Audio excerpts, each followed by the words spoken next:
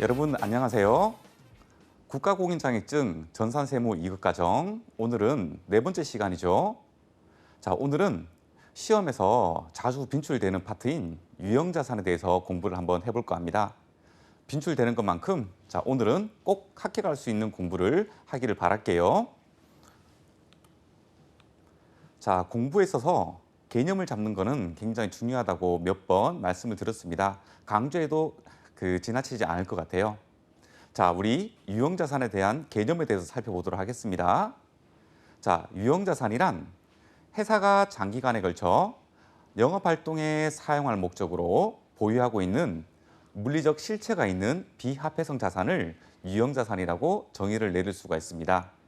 자, 여기에서 중요한 문장이 있습니다. 어디냐면요, 여기입니다. 자, 영업활동에 사용할 목적으로 보유를 하고 있는 자산을 우리는 유형자산이라고 부르고 있죠. 자, 그렇다면 영업활동에 사용을 한다는 것은 어떻게 정의를 내려볼까요? 자, 요 밑에 제가 적어놨습니다. 자, 영업활동에 사용한다는 것은 제한화 또는 용역의 생산이나 제공을 할 때 또는 판매 관리 활동에 사용되는 것을 우리는 영업활동에 사용을 하고 있다. 이렇게 이야기를 할 수가 있는 거죠. 자, 그래서 유형자산은 우리가 영업활동에 사용하면서 보유하고 있는 자산이다. 이렇게 개념을 잡아주시면 될 것 같습니다. 자, 유형자산에는 여러 가지 종류가 있겠지요. 자, 우리 하나씩 한번 살펴볼까요? 자, 유형자산은 토지도 있고요. 건물도 있고요. 구축물도 있고 기계장치도 있고 차량 운반구도 있고 건설 중인 자산도 있고 비품도 있어요. 자, 물론 여기 말고도 또 다른 유형자산이 있을 수가 있겠지요. 자, 제가 임의적으로 내용에 보게 되면 전부 다 이렇게 영업활동이라고 모두 다 적어놨어요. 영업활동이라고. 왜냐하면 만약 영업활동 목적으로 보유하고 있는 것이 아니라면 뭐 투자자산이나 다른 자산으로 분류가 되어야 되겠죠. 자, 그래서 토지는 영업활동에 사용하고 있는 어떤 땅들을 얘기를 하는 거고요. 자, 건물은 영업활동 사용 목적으로 뭐 우리가 본사 사옥이라든가 또는 공장 창고라든가 뭐 이런 것들이겠죠. 자, 이런 것들을 건물이라는 계정을 쓰는 거고요.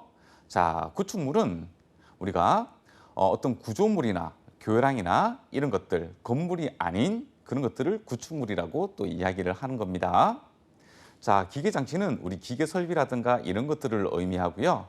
자, 차량 운반구는 말 그대로 우리 승용차나 또는 뭐 판매용 트럭이라든가 이런 것들을 의미를 하겠죠. 자, 조금 특이한 계정이 하나 있는데요. 자, 건설 중인 자산입니다. 이 건설 중인 자산은 아직까지 완성이 되지 않은 건물을 의미를 합니다.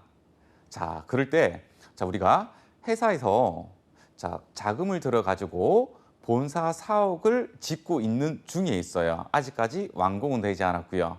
그러면 우리가 그 건물을 짓기 위해서 이렇게 한 번에 돈이 다 나가는 것이 아니라 뭐 1차 년도에 얼마 나가고 뭐 2차 년도에 뭐 얼마 나가고 준공되고 이렇게 될 거잖아요. 자, 그럴 때 짓고 있을 때 원가를 집계하기 위해서 사용하는 임시 계정입니다. 좀 독특한 계정이죠. 나중에 건설 중인 자산으로 잡았다가 건물로 완공이 되고 나면 다시 이 건설 중인 자산을 건물로 대체를 해 주시면 됩니다. 자, 그리고 그 밖에 우리가 사용하고 있는 뭐 책상, 뭐 컴퓨터, 의자, 뭐 이런 것들, 소모품이 아닌 것들을 우리가 비품이라고 이야기를 하고 있습니다. 자, 유형자산의 종류에는 이런 것들이 있는데 많이 없죠? 자, 암기 가능할 거예요. 자, 이러한 유형자산의 종류에 대해서 살펴봤는데요. 이런 종류별로 유형자산을 취득을 했을 때 우리가 장부에다가 반영을 해야 되는데 그 반영할 때 그 금액, 취득원가라고 하죠. 그 취득원가를 어떻게 산정해서 기록을 해야 될까요? 자, 지금은 우리가 이 유형자산을 취득했을 때 그 취득원가를 계산하는 것을 배워보도록 할게요. 자, 유형자산을 취득하는 방법은 여러 가지가 있겠지만 제일 단순한 게 첫 번째, 자, 외부로부터 구입을 하는 경우들이 있겠죠. 뭐 건물도 구입할 수도 있고요. 비품도 구입할 수 있고요. 자, 이럴 때 외부에서 구입을 했다. 외부에서 구입했을 때는 이렇게 취득원가를 산정을 합니다. 어떻게 해요? 자, 매입 가격에다가 취득 부대 비용을 더해주고요. 자, 그리고 할인을 받았으면 이 할인 금액을 빼주는 거예요. 자, 또 하나. 자, 문제에서 한 번씩 선택지로 나오는 것들인데요. 어떤 거냐면 어떤 뭐 기계 장치를 시운전하다가 어떤 제품이 나왔어요. 이런 제품의 판매가 이런 것들은 우리가 유형자산 취득원가에서 차감을 하도록 되어 있습니다. 자, 그래서 회계 처리를 하게 된다면 자, 대변에 자, 현금 주고 살 거예요. 자, 여기 현금에는 취득 부대 비용도 들어있고 매입 할인은 차감하고 판매가도 차감하고 순수하게 나간 금액이 되겠다. 그죠? 자, 그리고 차변에는 유형자산. 자, 이런 식으로 회계 처리를 해주면 됩니다. 자, 두 번째. 자, 일괄구입입니다. 자, 일괄구입 요거 조금 독특한 친구인데 요거 자주 나오는 파트이기 때문에 우리가 꼭 기억을 해줘야 됩니다. 자, 일괄구입은 자, 우리가 토지와 건물을 동시에 구입했다고 한번 해볼게요. 자, 토지와 건물을 1억 주고 동시에 구입했는데 우리가 토지와 건물이라는 계정을 사용할 때 토지 별도, 건물 별도 이런 식으로 구분해서 우리가 장부에다가 집어넣어야 되겠죠. 자, 이럴 때 어떻게 하는지 회계 규칙에 대해서 얘기를 해주고 있는 겁니다. 자, 제가 말씀드렸죠. 일괄구입은 자, 토지와 건물을 동시에 구입하고 대금을 일괄적으로 지급할 때, 한 번에 지급을 할 때 하는 회계 처리에 대해서 배우는 겁니다. 자, 그런데 구분을 해줘야 될 게 있습니다. 자, 어떤 거냐면 토지와 건물을 동시에 매입을 했는데 토지도 사용을 하면서 이 건물도 사용을 할 때가 있겠고요. 또는 그 토지만을 원하고 토지와 건물을 일괄적으로 어쩔 수 없이 구입은 했지만 건물은 바로 철거를 하고 다시 신건물을 올릴 수가 있겠죠. 이렇게 두 가지로 비교를 해서 생각을 한번 해봐야 됩니다. 자, 첫 번째, 토지와 건물을 일괄 구입하면서 그 건물도 사용을 한다. 자, 그럴 때는 어떻게 회계 처리하느냐? 자, 토지와 건물의 상대적 공정가치 비율로 안분해서 계산을 해줘야 되는 겁니다. 자, 우리가 현금을 이런 식으로 일괄적으로 지급을 했어요. 하지만 이 토지 가액, 건물 가액은 임의적으로 집어넣으면 안 되겠죠. 자, 합리적인 기준이 있어야 되는데 그 기준이 상대적 공정가치 비율로 안분해서 토지 가액 그리고 건물 가액 이렇게 산정을 하면 되는 것입니다. 자, 또 하나, 또 중요한 개념이 하나 나오고 있습니다. 자, 요건데요. 자, 우리가 토지와 건물을 일괄해서 구입해서 그 건물을 사용하고 있었습니다. 그런데 그 건물이 노후화되어서 더 이상 사용하지 말 것으로 판단을 내리고 이제 철거를 하는 거죠. 자, 그래서 건물을 사용하고 있는 중에 철거를 하게 되면 이때는 그 건물의 장부 금액을 유형자산 처분 손실로 인식을 해줘야 하는 겁니다. 자, 장부에서 제거가 되었다. 근데 철거든 손실이든 철거든 처분이든 자, 이런 식으로 처분 손실을 인식한다는 거 여러분들 요거 하나는 기억을 좀 해줬으면 좋겠네요. 자, 두 번째인데요. 자, 이제는 건물하고 토지랑 일괄로 구입을 했는데 그 건물이 나는 사용하지 않을 거란 말이죠. 너무 노화되었고 우리 회사 이미지에도 맞지 않아서 새로운 뭐 신사옥이라든가 뭐 이런 걸 짓겠대요. 자, 그렇다면 토지와 건물을 일괄적으로 구입하자마자 이 회사는 그 건물을 바로 철거를 해버리겠죠. 자, 이런 식으로 구입하자마자 바로 철거를 했다라고 한다면 이런 건물 철거 비용은 토지의 취득 원가로 넣어줘라 라는 것들입니다. 자, 왜냐하면 건물을 사용하지 않고 바로 철거를 한다는 것은 그 토지만을 사용하겠다는 어떤 목적이 들어가 있는 거죠. 자, 그래서 일괄로 지급하는 그 금액하고 건물을 철거하는 비용도 이거는 토지를 취득하는데 사용된 금액이라고 해서 이 철거 비용도 우리 토지의 취득 원가에다가 산입을 해줘야 되는 겁니다. 자, 이 부분, 일괄구입 부분은 우리가 문제에서 잘 나오는 부분이거든요.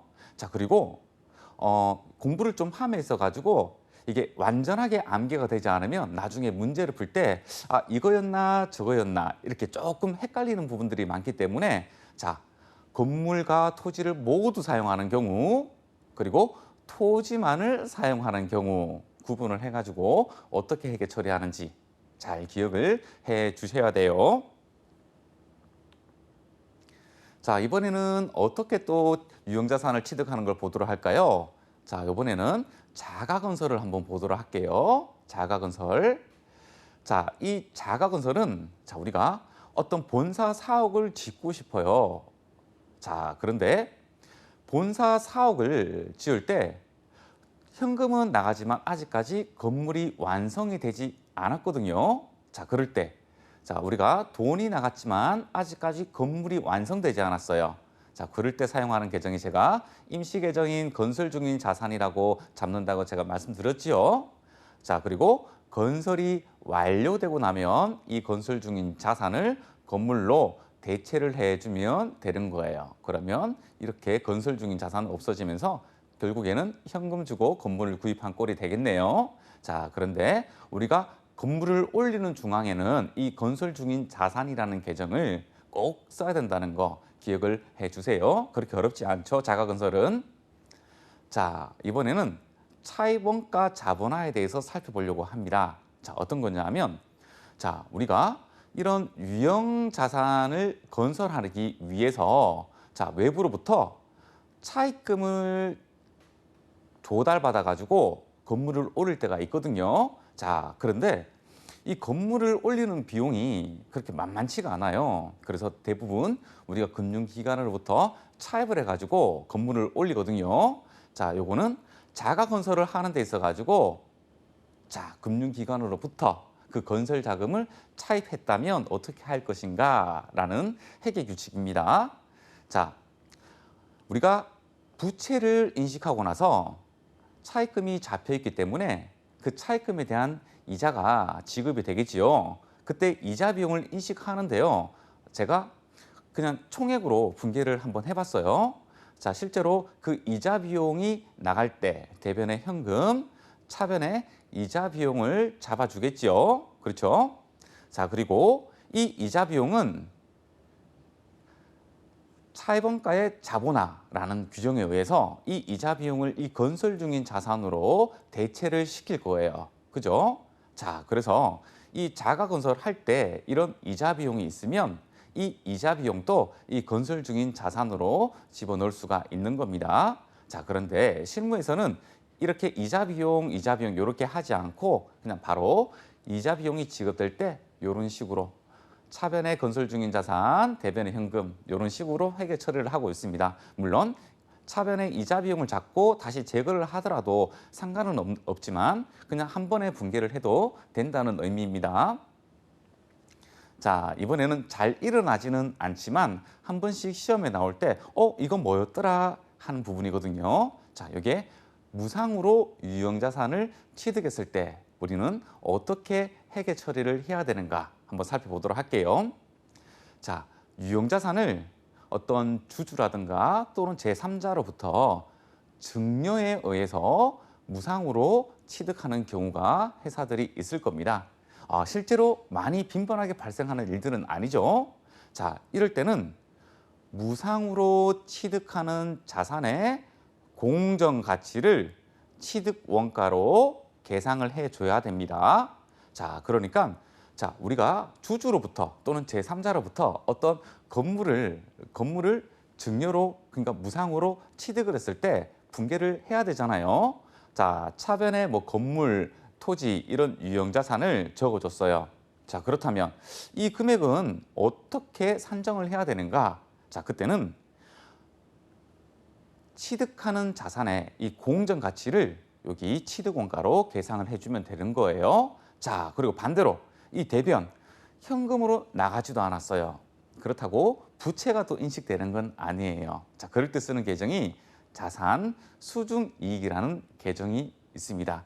아, 이 유형 자산을 수중한 이익이다. 그러니까 이 유형 자산을 받을 때 아, 이익이 발생했구나라고 우리가 알 수 있겠다. 그죠? 자, 그때 쓰는 계정이 자산 수중 이익입니다. 자, 기억할까요?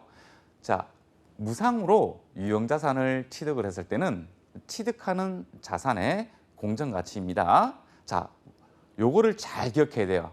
왜냐하면 조금 있다가 뭐 준 것의 공정 가치, 받은 것의 공정 가치 이런 것들이 좀 있거든요. 자, 무상 취득은 받은 자산의 공정 가치를 취득 원가로 계상을 합니다. 자, 이번에는 현물 출자입니다. 자, 이 현물 출자는 어떤 것이냐? 자, 어떤 투자자가 있습니다. 자, 어떤 괜찮은 기업에 투자를 하고 싶은데 현금이 없는 거죠. 자, 그런데 그분은 어떤 건물이나 토지 이런 유형 자산을 가지고 있는 거예요. 자, 그래서 투자하고 싶은 회사에다가 이렇게 이야기하는 거죠. 너희 회사에 투자를 해서 주식을 받고 너희 회사의 주주가 되고 싶은데 현금이 없다. 대신 내가 가지고 있는 건물이나 토지가 있는데 자, 이것을 너희 회사한테 주고 나는 너희 회사의 주주가 될 수 있느냐? 가능합니다. 자, 그게 현물 출자입니다. 자, 이 현물 출자는 자, 주주가 되려고 하는 그분께서 토지나 건물을 그 회사한테 주고 그 대가로 그 회사의 주식을 받는다는 거죠. 자, 그런데 준 사람, 그러니까 투자를 한 사람 입장이 아니고 자, 우리 투자를 받은 기업 입장에서 한번 생각을 한번 해볼까요? 자, 주식을 발행하기 때문에 대변에 자본금이 증가를 할 거예요. 그죠? 자, 우리가 곧 자본 파트에서 배울 건데요. 자, 주식을 발행하게 되면 대변에 자본금이 증가하게 됩니다. 자, 그리고 차변에는 유형 자산을 인식을 해줘야 되겠죠. 자, 그런데 이 유형 자산의 취득 원가는 어떻게 계상해서 장부에 기재를 할까요? 자, 이렇게 하도록 되어 있습니다. 자, 유형 자산의 취득 원가는 발행 주식의 공정 가치로 하게 되어 있습니다. 아까 전에 무상 취득할 때는 어떻게 되었죠? 받은 자산의 공정 가치로 하는데 현물 출자는 발행하는 주식의 공정 가치로 유형 자산의 취득 원가를 잡게 되어 있네요. 자, 그러니까 이렇게 되겠죠. 자, 우리 자본금은 자, 액면가에다가 발행하는 주식수를 곱해주게 되면 우리는 자본금이 되는 구조로 되어 있거든요. 자, 그러니까 자본금은 액면금액하고 관련이 돼 있어요. 자, 그런데 우리가 자본금에다가 웃돈을 얹어서 주식을 발행할 수도 있고 아니면 액면가보다 조금 싸게 해서 발행을 할 때가 있습니다. 뭐 할인 발행, 할증 발행 이렇게 얘기를 하는데요. 그거는 자본 시간에 우리가 공부를 할 수 있는데 자, 이런 식으로 자, 만약에 웃돈을 주고 그 유형 자산을 취득을 했다. 그럴 때 쓰는 계정이 주식 발행 초과금이죠. 우리가 주발처라고 얘기하는 거. 자, 만약에 주식의 공정 가치가 주당 8,000원짜리예요. 공정 가치가. 자, 그런데 액면가가 5,000원짜리네요. 그러면 자본금이 5,000원, 주식 발행 초과금이 3,000원. 요거 두 개 합치면 자본금과 주식 발행 초과금을 합치면 그 주식의 공정 가치가 됩니다. 자, 그런데 그 주식의 공정 가치가 불분명할 때가 있을 거예요. 그죠? 뭐 비상장 주식이라든가. 자, 그럴 때는 유형 자산의 공정 가치랑 비교를 해가지고요. 이 둘 중에 공정 가치가 더 명확한 금액을 유형 자산의 취득 원가로 산정을 하면 됩니다. 자, 우리 현물 출자를 했을 때, 그러니까 회사 입장은 현물 출자를 받았을 때 취득하는 유형 자산의 취득 원가는 발행하는 주식의 공정 가치고 발행하는 주식의 공정 가치가 불명확하다면 자, 유형 자산의 공정 가치와 비교해서 조금 더 명확한 공정 가치를 유형 자산의 취득 원가로 계상을 하시면 됩니다. 자, 이번에는 교환 취득이에요. 자, 교환 취득은 이런 거죠. 자, 내가 어떤 A라는 기계 설비를 줄 테니 너는 B라는 기계 설비를 다오. 그러니까 서로 저는 A 기계 설비가 지금은 필요 없고 B라는 기계 설비가 필요하고 상대방 회사에서는 B라는 기계 설비가 필요 없고 A라는 기계 설비가 필요하다. 자, 요럴 때 우리가 교환 거래가 이루어질 수 있겠죠. 자, 그 내용을 공부를 하는 겁니다. 자, 교환은 동종 자산 교환이라는 게 하나 있고 그리고 이종 자산 교환이라는 게 있어요. 자, 어떤 거냐면 자, 동종. 그러니까 같은 종류의 자산. 이종 다른 종류의 자산이라는 겁니다. 방금처럼 기계장치와 기계장치를 교환을 한다. 아, 그럼 동종자산의 교환이 되겠죠. 자, 만약 기계장치와 토지를 교환한다면요. 자, 그럼 이종자산의 교환이 되겠지요. 자, 이럴 때 회계 처리 방법이 다릅니다. 어떻게 다르냐고요? 이렇게 달라요. 동종자산으로 교환을 했을 때 취득하는 유형자산의 취득원가. 그러니까 제가 여기 신, 이거는 우리 회사로 들어오는 거, 구, 제가 가지고 있는 건데 교환하면서 회사에서 나가는 거를 의미를 하는 겁니다. 자, 그런데 이 유형자산 구, 지금 회사 장부에 있으면서 나가는 거잖아요. 금액이 확정되어 있겠다, 그죠? 요 금액이 확정되어 있어요. 자, 그리고 이 유형자산 구와 관련된 감가상각 누계액을 차변에서 제거를 해줘야 되겠죠. 자, 요 금액도 확정이 되어 있겠지요. 그렇죠? 자, 그리고 나서 대차 차익이 맞지 않는 것은 신유형자산의 취득 원가로 산정을 해주면 되는 겁니다. 이 말을 말로 풀이를 하게 되면 제공하는 자산의 장부가액으로 계상을 하면 되는 겁니다. 자, 제공하는 자산의 장부가액은 이렇게 되겠죠. 구유형자산의 취득원가에서 구유형자산의 감가상각 누계액을 차감하게 되면 장부가액이 되겠지요. 그 장부가액을 우리 유형자산, 신유형자산의 취득원가로 산정을 하면 됩니다. 자, 여기서 하나 더 알아가셔야 됩니다. 동종자산의 교환이 이루어지게 되면 처분 손익이 발생하지 않습니다. 아셨죠? 왜요? 구자산의 장부가액을 신자산의 장부가액으로 기록을 하기 때문에 그렇습니다. 자, 이번에는 이종자산의 교환입니다.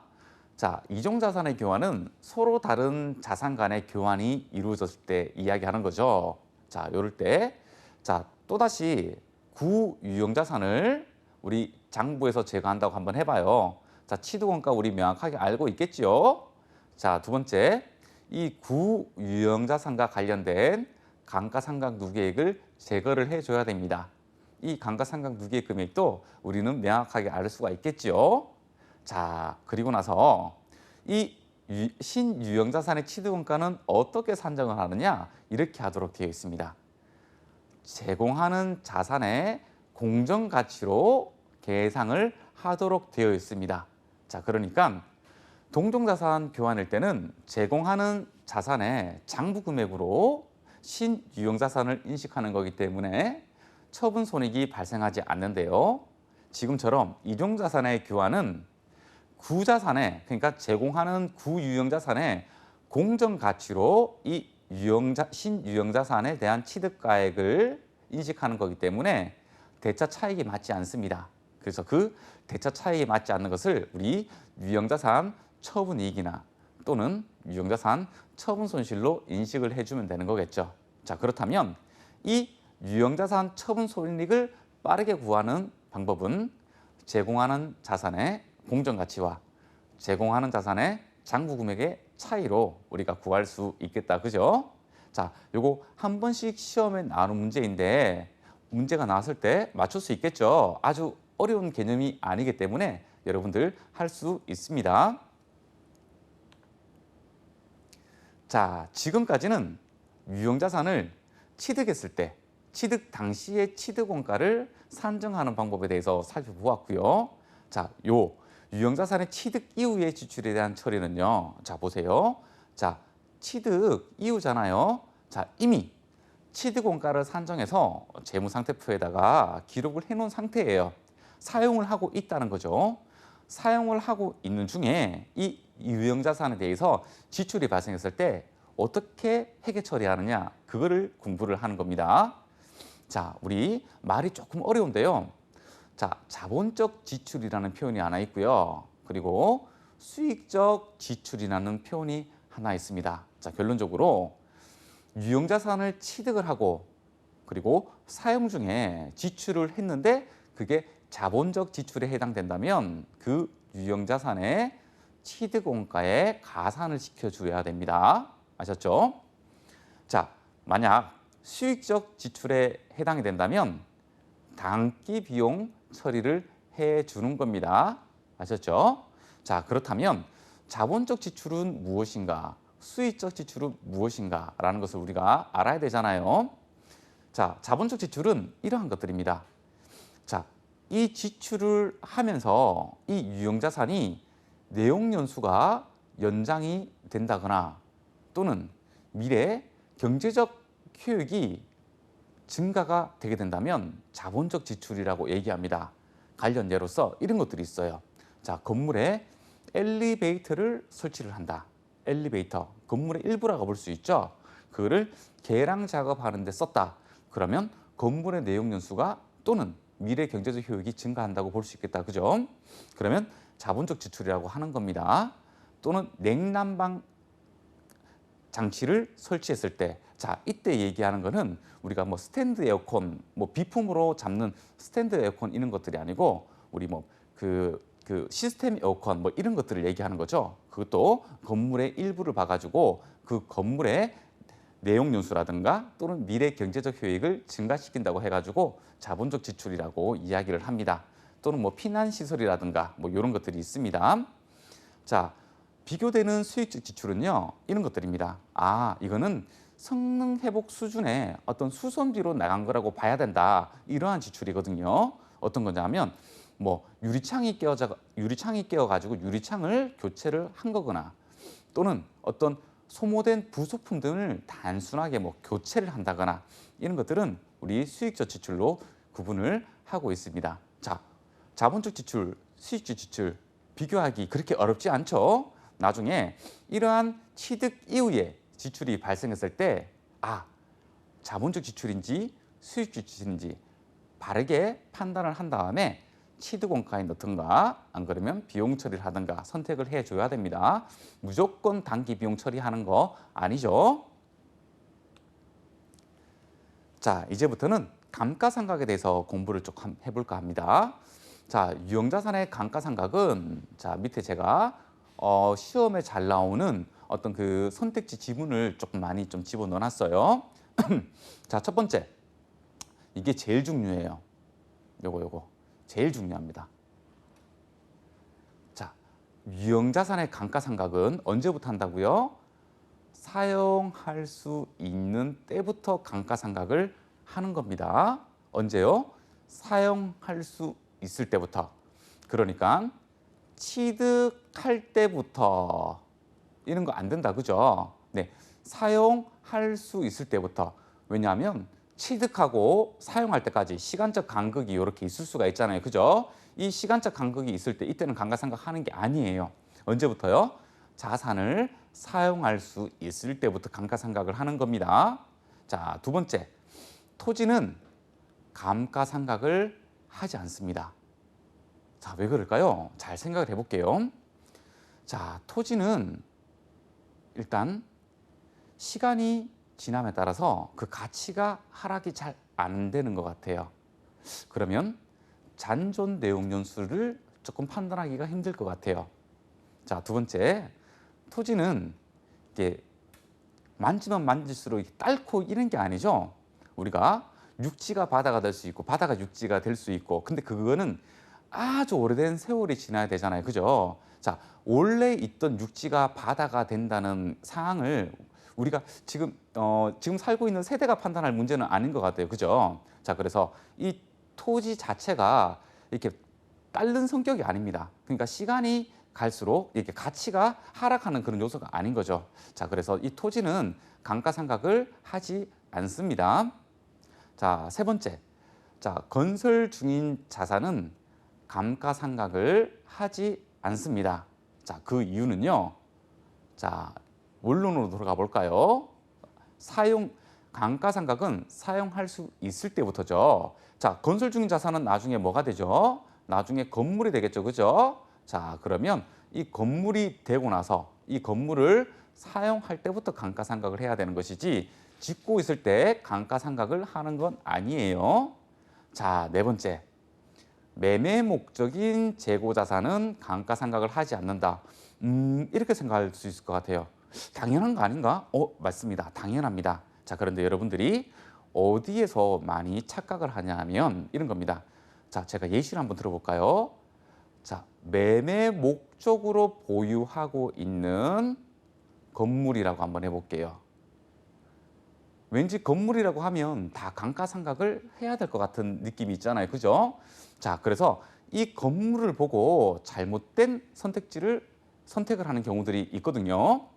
자, 아무리 건물이 있다고 치더라도 이 건물을 보유하고 있는 목적이 부동산 매매업 같은 경우에는 그 건물을 부동산 매매 목적인 재고 자산으로 보유를 할 수도 있겠지요. 자, 그럴 때 이 건물은 재고 자산에 해당되고 감가상각을 하는 게 아니라 그 건물을 팔고 난 후에 매출원가로 비용 인식을 하는 겁니다. 감가상각으로 비용 인식하는 게 아니고 그 건물을 판매했을 때 매출원가로 비용을 인식을 하는 거예요.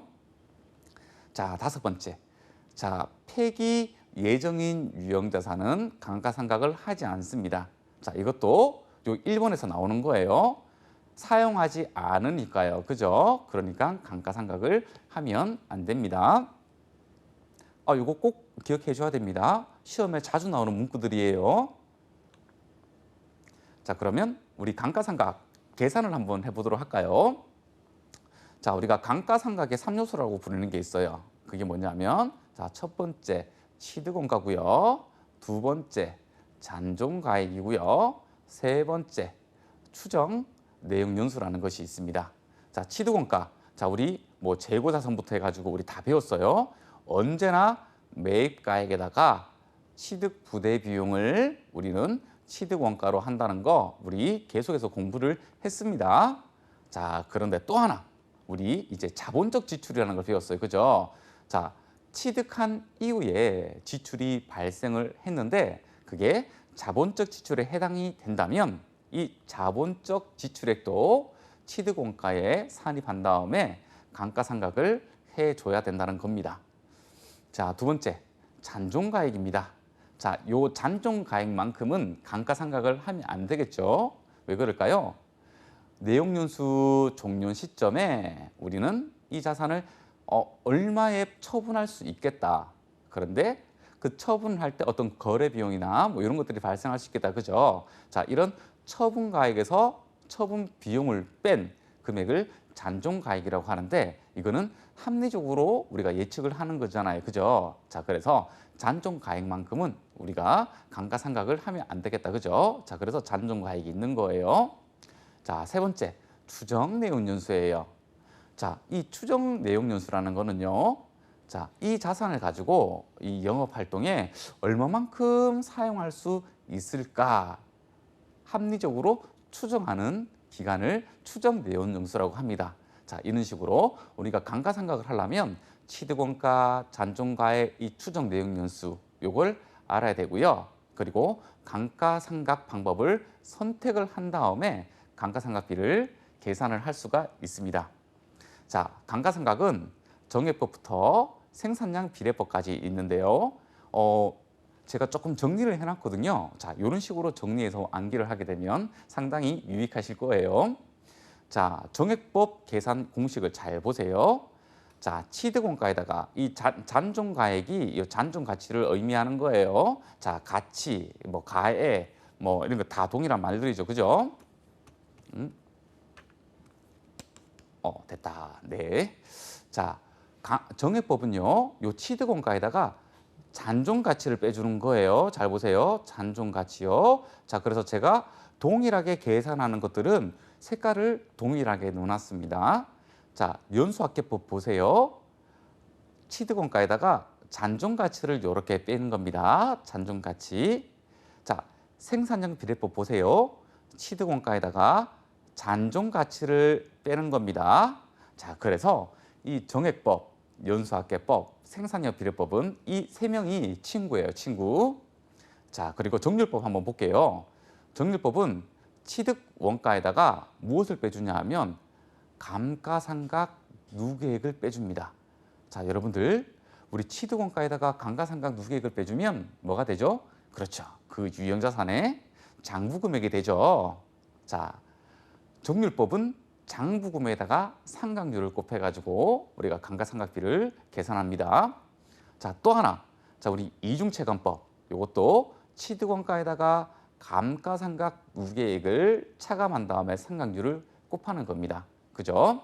자, 이런 식으로 감가상각 대상 금액이 먼저 이렇게 나와 있고요. 그런 다음에 곱하기 상각률을 곱해주면 되는 겁니다. 자, 정액법은 내용연수로 곱해주면 될 거고요. 그리고 정률법은 상각률. 자, 문제에서 다 제시가 될 거예요. 상각률을 곱해주면 되고요. 연수학계법은 잔여 내용연수에서 내용연수의 합으로 나눠주면 되겠다. 그죠? 자, 요거는 실제 문제를 풀고 나면 조금 더 이해가 잘 될 거예요. 자, 이중채권법은 내용연수분의 2를 상각률로 해가지고 감가상각비를 계산을 하는 거고요. 생산량 비례법은 자, 요거 실제로 문제 풀 때 조금 버벅거릴 때가 있는데요. 좀 밑에 보세요. 자, 분모가 예상되는 총 생산량이에요. 예상 총 생산량 분의 당기 실제 생산량이에요. 실제 생산량. 자, 요거를 상각률로 해가지고 취득원가에다가 잔존 가치를 차감한 다음에 우리가 요거를 상각률로 해서 곱해주면 감가상각비가 나오겠다. 그죠? 자, 제가 한 번에 이렇게 다 모아놨기 때문에 요거를 한 번에 기억을 해야지 하나하나 다 기억을 하려고 하면 힘들어요. 자, 묶을 수 있는 거는 최대한 묶어가지고 우리가 암기를 하면 참 좋을 것 같아요. 자, 유형자산의 손상입니다. 자, 우리 취득했을 때 한번 살펴봤고요. 자, 우리 보유했을 때, 자, 보유할 때 자본적 지출, 수익 지출 발생할 수 있고요. 그리고 감가상각비 우리 살펴봤어요. 자, 그리고 보유하면서 또 발생할 수 있는 이벤트가 하나 더 있겠죠. 예, 손상입니다. 손상. 자, 유형자산의 손상은요. 자, 요 문구 좀 기억해 주세요. 매 보고 기간 말마다, 그러니까 매년 말, 사업년도 말, 결산일 요때 손상 징후가 있는지를 먼저 검토를 해야 되고요. 자, 그런 다음에 해수 가능 금액이 장부 금액에 미달하는 경우, 그러니까 장부 금액이 위에 있고 해수 가능 금액이 장부 가액 밑으로 떨어졌을 때 그 차액을 손상차손으로 인식을 한다. 자, 말문제 대비해서 어떤 의미인지 알아야 되겠죠? 자, 이것을 공식을 써보면 이렇습니다. 손상차손 금액은요, 해수 가능 금액에서 손상 전에 장부 금액을 차감하게 되면 요 금액이 마이너스가 나올 거예요. 자, 이 마이너스 금액이 손상차손 금액이 되는 겁니다. 자, 회계 처리는 이렇게 합니다. 차변에다가 유형자산 손상차손이라는 비용을, 그러니까 영업의 비용을 먼저 인식을 하고요. 자, 손실을 먼저 인식을 합니다. 자, 그리고 나서 대변에는요, 손상차손 누계, 그러니까 우리 감가상각비를 인식할 때도 어떻게 했나요? 감가상각비 이렇게 인식하죠. 자, 차변에 감가상각비 이렇게 인식을 하고요. 자, 그리고 대변에는 자, 감가상각 누계 이렇게 인식을 하잖아요. 그죠? 자, 감가상각 누계 요거 자산의 차감적 계정이라고 이야기합니다. 이 손상차손 누계액도 자산의 차감적 평가 계정인 거예요. 자, 그래서 등장을 할 때는 요 대변에 등장을 합니다. 자, 그래서 우리가 재무상태표상에 이렇게 돼 있을 거예요. 자, 우리 유형자산 이렇게 XXX. 자, 취득원가를 얘기하는 거죠. 그리고 감루. 자, 이게 이렇게 표시된다. 그죠? 별도의 부채나 있는 게 아니고 자산 밑에 이렇게 달라붙는 거잖아요. 그죠? 그래서 자산의 차감적 평가 계정은 그 해당 자산 바로 밑에 달라 있는데 자산의 마이너스인 거죠. 그죠? 자산의 마이너스. 자, 이런 식으로 재무상태표에 표시를 한다는 겁니다. 그죠? 자, 그렇다면 이 해수가능 금액, 손상차손 금액을 오케이, 알겠습니다. 손상차손 금액 얼마인지 내가 알겠고, 그리고 회계 처리도 어떻게 하는지 알겠습니다. 자, 그런데 이 해수가능 금액은 어떻게 산정이 되나요? 라고 했을 때 이렇게 산정이 됩니다. 어떻게 해요? 순매각가치. 순매각가치라는 거는 우리가 처분가액에다가 처분 비용을 차감한 것을 우리 순이라고 하는 거예요. 그리고 사용가치. 이 자산을 사용함으로써 앞으로 발생하는 미래 현금 흐름의 현재 가치를 우리는 사용 가치라고 이야기를 하는 거거든요. 이 둘 중에서 높은 것을 해수 가능 금액으로 한다라고 돼 있는 거예요. 나중에 말 문제로도 풀 수 있어야 되겠지만 계산 문제로도 풀 수 있어야 되겠죠. 자, 어렵지 않습니다. 손상투영. 자, 마지막으로 이제 이 유형자산을 처분했을 때 어떻게 하는지 한번 보도록 할게요. 자, 첫 번째, 처분가액하고 장부 금액을 비교해서 자, 처분 손익을 인식하도록 하면 됩니다. 자, 그리고 유형자산 처분 손익. 그러니까 장부 금액보다 처분가액이 더 높다면 이익이 발생할 거고, 장부 금액보다 처분가액이 더 낮다면 손실이 발생하겠죠. 자, 이런 이익과 그리고 손실은 전부 다 영업의 비용 또는 영업의 수익, 이렇게 돼야 되겠네요. 네, 영업의 손익으로 처리한다라고 말을 해야 되겠네요. 자, 이렇게 봐야 되겠다, 그죠? 자, 그럴 때 회계 처리 이렇게 먼저 합니다. 자, 첫 번째, 장부에서 먼저 제거를 해라. 자, 유형자산의 취득원가를 먼저 제거를 합니다. 맞나요? 자, 두 번째, 유형자산하고 관련된 평가 계정을 제거를 합니다. 이렇게 두 번째. 자, 세 번째, 처분가액. 자, 현금. 처분가액만큼 현금이 들어오겠죠. 자, 현금을 인식을 합니다. 자, 그리고 나서 대차 차익이 맞지 않으면 그게 처분 손익일 거예요. 맞나요? 자, 처분 손실이 발생한다면 여기에 있는 거죠. 그래서 이 유형자산 처분 손익은 어떻게 계산하면 된다고요? 자, 처분가액에서 장부 금액을 빼면 되는 겁니다. 자, 장부 가액은 취득원가 그리고 감루를 고려하면 우리 처분 손익 잡을 수가 있겠다. 그죠? 자, 이렇게 우리 유형자산을 개념부터 처분할 때까지의 내용들을 다 살펴보았습니다. 자, 이제 우리 관련 문제를 한번 풀어보도록 할까요? 자, 이 문제는 자, 33회에 기출된 문제인데요. 자, 1번. 자, 유형자산의 취득원가에 관한 내용 중 가장 잘못된 것은 자, 지금 자, 묻는 바를 무언지 정확하게 우리가 인식을 해야 되겠죠. 자, 지금 취득원가 문제이네요. 자, 선택지를 제가 한번 읽어봐 드릴 테니까요. 자, 제가 읽을 때 이게 옳다 그르다를 들으면서 판단을 좀 잘 해주세요. 자, 1번. 유형자산의 취득원가는 공정가액으로 한대요. 자, 공정가액. 자, 두 번째. 새로운 건물을 신축하기 위하여 사용 중인 기존 건물을 철거했네요. 사용 중에 있다가 기존 건물을 철거했다. 자, 우리 기억나나요? 자, 기억을 돌려서 한번 답을 찾아보아요. 자, 사용 중에 있는 건물을 철거를 하는 거네요. 자, 그럴 때 기존 건물의 장부가액은 새로운 건물의 취득원가에 가산한다. 자, 글쎄요. 자, 3번. 유형자산의 취득에 관한 운송비와 설치 비용은 취득원가에 가산한다. 이건 너무나 당연한 표현이라서 그죠? 자, 4번. 유형자산의 취득과 관련하여 자, 국공채를 불가피하게 매입하는 경우 국공채의 매입가액과 그리고 기업 회계 기준에 따라 평가한 현재 가치와의 차액을 유형자산의 취득원가에 가산한다. 자, 요 말이 아직까지 무슨 말인지 모를 수도 있어요. 자, 제가 사례를 한번 들어봐 드릴게요. 자, 우리 자동차도 그렇고요. 그리고 우리가 구입하는 주택도 마찬가지고요. 자, 우리가 주택이나 자동차를 구입하게 되면 의무적으로 국채를 매입을 해야 됩니다. 자, 그런데 우리가 매입했다고 못 느끼는 이유가 뭐냐 하면 우리가 등록을 할 때 그때 미리 매입한 국채를 금융기관에 바로 할인 처분을 해버리기 때문에 그렇습니다. 자, 그렇다면 그 차이만큼 우리가 돈을 더 납부해야 되는 거거든요. 자, 이렇게 차이가 발생했죠. 그 차이를 취득원가에 가산을 한다는 겁니다. 자, 요 문구 조금 어려운 말 같은데 잘라가지고 조금 기억을 해주면 좋겠습니다.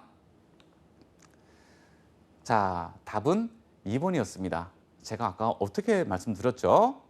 자, 건물을 사용 중에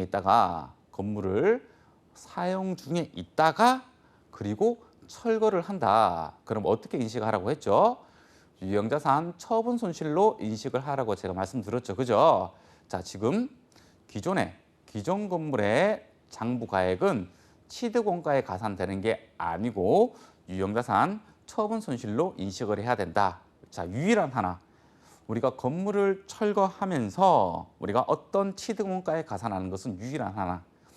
토지와 건물을 동시에 구입하면서 바로 그 즉시 건물을 철거했을 때 그 철거 비용을 토지의 취득 원가에 가산할 수 있는 겁니다. 자, 요거 명확하게 기억을 좀 해줘야 됩니다. 자, 2번 문제 한번 보도록 할게요. 자, 단기 중 공장 건설용 토지를 구입하면서 토지를 구입하면서 다음과 같은 지출이 이루어진 경우, 자, 구입하면서 발생을 한 거네요. 자, 토지의 취득가액은 얼마인가? 자, 이번에는 이 취득가액을 자, 숫자로 이제 말해봐라라고 하는 거네요. 자, 그렇다면 우리는 토지의 취득가액에 산정되는 요소를 살펴봐야 되겠네요. 자, 여러분들, 자, 토지 취득대금, 당연히 들어가겠다, 그죠? 자, 토지 취득세. 자, 여러분들 토지 취득세는 어떻게 처리를 해야 되죠? 자, 토지를 취득할 때 취득세를 내지 않으면 등기가 되지 않습니다. 그래서 토지를 취득한다면 어쩔 수 없이 불가피하게 내야 됩니다. 자, 토지를 취득함에 있어 가지고 관련 부대 비용이 돼 버렸네요. 자, 요거 취득가액에 넣어줘야 되겠다, 그죠? 자, 토지상에 구건물이 있는데 이 철거 비용이에요. 자, 여기서 자, 이 철거 비용이 발생했는데 우리 판단해야 됩니다. 이거를 사용을 했는지 그리고 안 했는지. 만약에 사용을 한 건물이라면 유형자산 처분 손실로 인식을 해야 되고, 만약에 토지를 구입하면서 그냥 바로 건물을 사자마자 철거를 했다면 토지의 취득원가 넣어줘야 되죠. 자, 지금 우리 토지의 취득 원가를 구하고 있습니다. 자, 그런데 지금 문제에서 이렇게 나왔네요. 구입하면서, 그죠? 지금 우리 구입 단계다, 그죠? 자, 그러니까 이 철거 비용은 당연히 토지의 취득 원가에 넣어줘야 되겠습니다. 그죠? 자, 또 하나. 자, 토지의 재산세네요. 45만 원이 나왔네요. 자, 그런데 요거는 좀 시간적 간극이 좀 있는 건데 어떤 거냐면, 자, 이 재산세 같은 경우에는 특히 토지분 재산세는 이게 9월 달에 이게 나오는 거거든요. 6월 1일 날에 납세 의무자를 판단을 해가지고 우리가 9월 달에 고지를 해주는 건데, 지금 구입하면 이게 시간적 간극이 있잖아요, 그죠? 그래서 이 재산세가 이렇게 나오는 게 조금 저한테는 조금 어색해요. 자, 그런데 여러분들은 문제를 풀 때 그게 어색하든 어색하지 않든 중요하지 않죠? 답을 찾아야 되잖아요. 자, 토지의 재산세는 취득할 때 내는 세금이 아니라 보유할 때 내는 세금입니다. 자, 그래서 우리 보유세라는 얘기 많이 들어봤죠? 자, 재산세, 종합부동산세, 자, 이런 것들을 보유세라고 얘기합니다. 보유세는 보유하면서 내는 세금이기 때문에 우리 취득하면서 발생하는 세금하고는 관련이 없는 것 같네요. 자, 그래서 이 토지 취득세는 자, 빼줘야 됩니다. 자, 그리고 구건물 철거 시, 자, 구건물을 우리 철거를 했잖아요, 그죠? 자, 이 철거를 하면서 어떤 철골 자재라든가 이런 것들을 매각을 해버렸네요, 그죠? 자, 그렇다면 영업의 수익이나 이렇게 잡는 게 아니고 그와 관련된 자산의 취득원가에서 차감을 하게끔 되어 있어 가지고요. 자, 요 매각 대금은 취득가액에서 차감을 해줘야 되는 요소에 해당이 됩니다. 자, 그래서 제가 이렇게 표를 만들어 냈어요. 자, 취득대금, 가산하는 요소예요. 그죠? 자, 취득세 가산해야 됩니다. 철거비용 가산해야 됩니다. 보유세 관계없습니다. 매각대금 차감해야 됩니다. 그래서 이거를 가감하고 나면 3,300만 원이 토지의 취득 원가로 산정할 수가 있습니다. 자, 어렵지 않죠? 자, 3번 문제네요. 자, 다음은 유형자산과 관련한 설명이다. 가장 옳지 않은 것은 이렇게 돼 있네요. 그러면 유형자산과 관련된 모든 내용들이 범위 안에 들어오겠다. 그죠? 자, 1번. 영업활동을 위한 토지도 유형자산에 해당된다. 그렇죠. 뭐 때문에요? 영업활동. 자, 여러분들한테 다시 반대로 한번 물어볼게요. 만약에 영업활동이 아닌 토지는 어떻게 해야 되죠? 그렇죠. 투자자산으로 계정을 넣어줘야 되겠다. 그죠? 투자자산. 그러니까 이것도 감가상각을 하면 안 되겠다. 그죠? 자, 2번. 유형자산의 취득 원가를 경제적 내용 연수 동안 비용화시키는 절차를 감가상각이라고 한다. 맞는 표현이네요. 자, 3번. 자, 유형자산 보유 기간 동안에 발생한 모든 지출은 이를 지출 시에 당기 비용으로 회계 처리한다. 자, 이거는 틀렸다. 그죠? 아까 우리 계속 하고 있어요. 그죠? 자, 보유 기간 동안에 그러니까 취득 이후 지출에 대한 이야기를 하고 있다. 그죠? 자, 취득 이후 지출은 자본적 지출, 수익주 지출에 따라 가지고 취득 원가에 가산하거나 또는 단기 비용으로 처리를 해야 되는 것이지 모든 지출을 단기 비용 처리한다는 것은 틀린 지문이 되겠다. 그죠? 자, 그래서 답은 3번이 되겠다. 그죠? 자, 4번. 유형자산의 취득 원가에는 그 자산을 본래 의도대로 사용할 수 있을 때까지 발생한 모든 지출을 포함한다. 요거 정확한 표현입니다. 정확한 표현. 네, 어떤 그 취득 원가의 정의라고 이렇게 얘기를 할 수 있어요. 자, 본래의 의도대로 사용할 수 있을 때까지, 그때까지는 아직까지 취득이 아니라는 거죠. 그죠? 자, 문제를 풀어봤고요. 자, 요거 다시 한번 말씀드립니다. 보유 기간 동안에 지출한 것 또는 취득 이후에 지출한 것 동일한 표현이에요. 자, 그렇다면 자본적 지출, 수익주 지출 반드시 또 올려줘야 됩니다. 자, 이번에 4번 문제입니다. 자, 다음 중 기업회계 기준상 감가상각 대상인 것을 모두 골라내면 요게 조금 고전적인 문제인데요. 자, 이런 고전적인 문제를 지금 현재 현재에 맞게끔 많이 수정해서 문제를 출제를 할 수가 있거든요. 자, 자, 가번 사옥으로 사용 중인 거 넣어야 될까요? 자, 나번 업무용으로 사용 중인 거. 답은 매매 목적으로 보관 중인 거.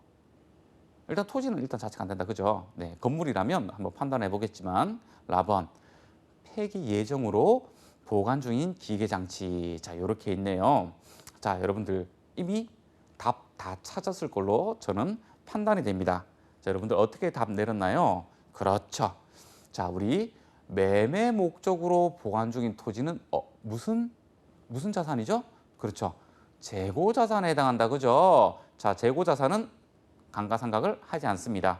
자, 폐기 예정입니다. 사용하지 않고 있죠? 감가상각하지 않습니다. 자, 지금 오토바이 차량 운반구로 인해서 감가상각 할 수 있습니다. 자, 사옥으로 사용 중인 거 건물 감가상각 대상인 유형자산 맞습니다. 그래서 가번, 나번이 맞는 1번이 맞습니다. 자, 제가 요 밑에다가 이렇게 좀 전에 강의한 내용을 다시 메모를 해놨잖아요. 자, 요거 꼭 기억을 해줘야 되는 요소들입니다. 아셨죠? 자, 5번 문제네요. 이제 계산 문제가 나왔습니다. 자, 풀어볼까요? 자, 비계장치의 감가상각 관련 자료가 다음과 같을 때 자, 제2기인 X2년 말 결산 시에 계상하여야 할 감가상각비와 감가상각 무계액을 바르게 표시한 거. 자, 취득을 언제 했어요? 자, 취득일이 20X1년 1월 1일이네요. 자, X1년도에 취득을 했는데 X2년 거를 묻고 있어요. 자, 이럴 때는 X1년도 거, X2년도 거 모두 다 계산을 해줘야 됩니다. 그래야지 감가상각 누계액을 찾을 수가 있어요. 감가상각 누계액을. 자, 보니까 취득원가가 200만 원이 있고요. 자, 더 이상 취득원가에 넣을 것인가 말 것인가 라는 판단에 대한 문제는 없네요. 그냥 깔끔하게 이 취득원가 200만 원으로 계산을 하면 될 것 같습니다. 자, 내용연수는 10년이고요. 상각률, 자, 정률법을 사용하는데 상각률이 10%네요. 그죠? 자, 이 문제를 한번 풀어볼까요? 자, 제가 이미 풀어왔습니다. 자, 정률법 어떻게 감가상각비 계산한다고 했죠?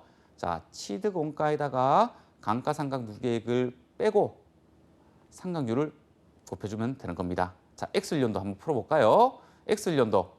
자, 취득원가가 200만 원이죠? 자, 그런데 취득했으니까 감가상각 누계액이 없잖아요. 그죠? 자, 그래서 제가 0을 적어 놓은 거예요. 자, 곱하기 10%를 하게 되면 X1년도에 감가상각비가 나올 거고요. X1년도 말에 감가상각 누계액이 20만 원이라는 게 나왔어요. 자, X2년도는요.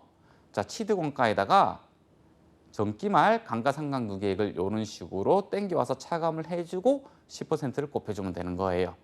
그러면 X2년도의 감가상각비는 18만 원, 감가상각 누계액은 20만 원과 18만 원을 더한 38만 원이 감가상각 누계액이 되는 겁니다. 자, 그렇다면 답인 2번이 되겠죠. 자, 오늘 유형자산에 대해서 공부를 했는데요. 이 유형자산 시험에서 굉장히 많이 빈출되는 파트이기 때문에요. 오늘 한 내용들은 버릴 내용들이 하나도 없는 거예요. 자, 그렇기 때문에 오늘 배운 내용들 꼭 기억하셨다가 우리 다음 회차에서 합격하는 그런 공부가 되었으면 좋겠네요. 자, 오늘도 고생 많으셨습니다. 감사합니다.